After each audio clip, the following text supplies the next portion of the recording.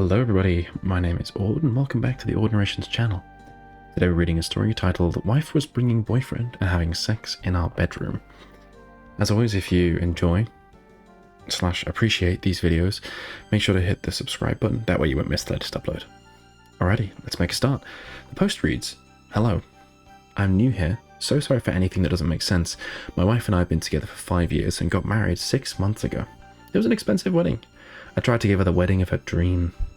We spent about $50,000 for 75 guests. 2 months ago, we bought our first home for $530,000. Prior to us getting married, we used to do the same job, but this year I decided to pursue more education to increase my earnings.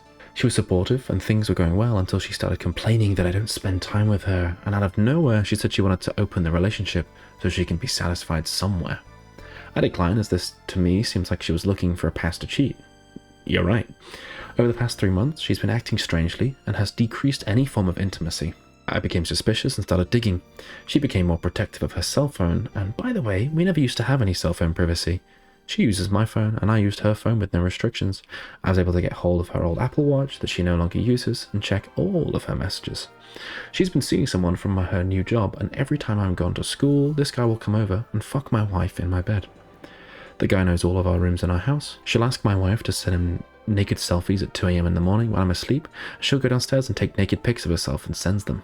Today I found out that the guy's planning to come over as soon as I'm gone to school.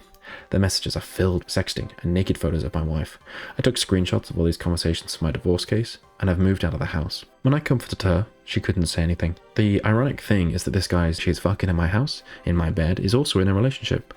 What legal actions can I take against this guy for doing adultery or any other legal action? For my wife, I have an appointment with a divorce attorney tomorrow.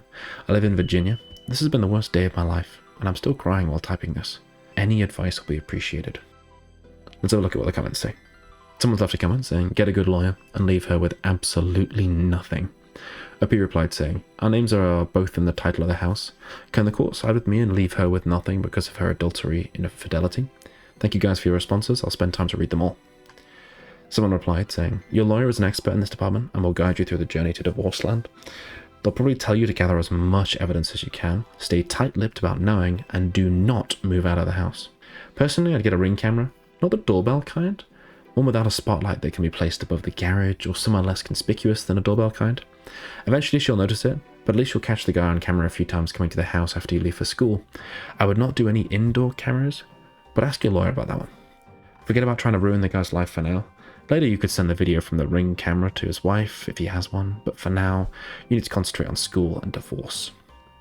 Someone also replied to OP saying, "You need to ask your lawyer. Nobody here can answer this. There isn't one answer. It depends on your state or country. In some states, infidelity doesn't matter at all. In others, it can weigh in. Generally speaking, the source of funding for the house might matter. Did it come from money acquired before marriage? Whose was it? Some states recognize money prior to marriage as separate property. The name on the house doesn't matter too much, but if it does give her a slight advantage in a claim, but even if you left her name off, if you acquired the house during marriage, she could still claim on it. There are too many factors. Rely on your lawyer." Someone else also replied to OP saying, "If you can prove that she was doing things before the marriage with no intention to maintain her woes and it continued, then you may be able to make a case for the marriage under false pretenses and possibly get it annulled or similar.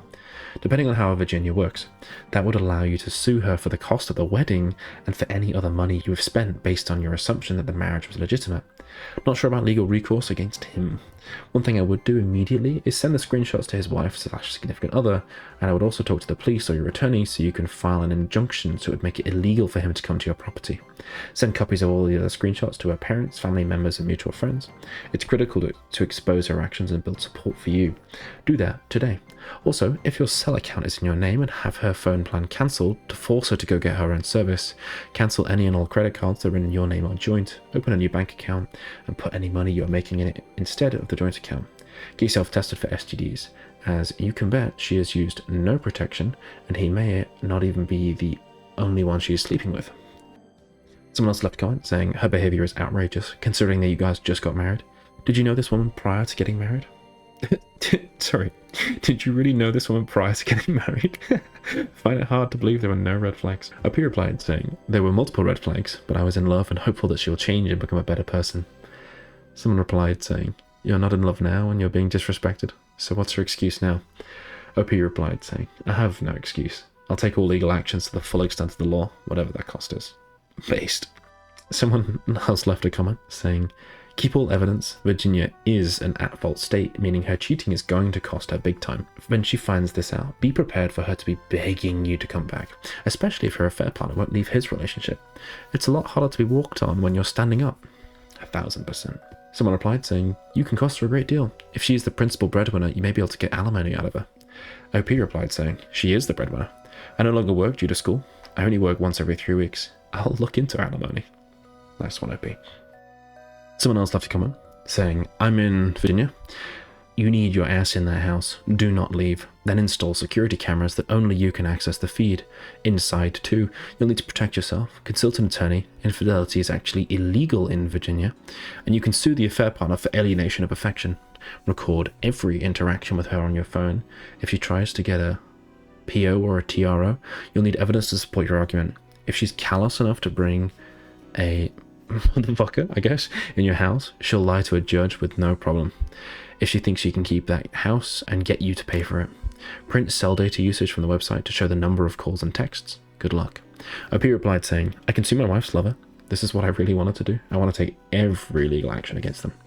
Someone replied saying, do it.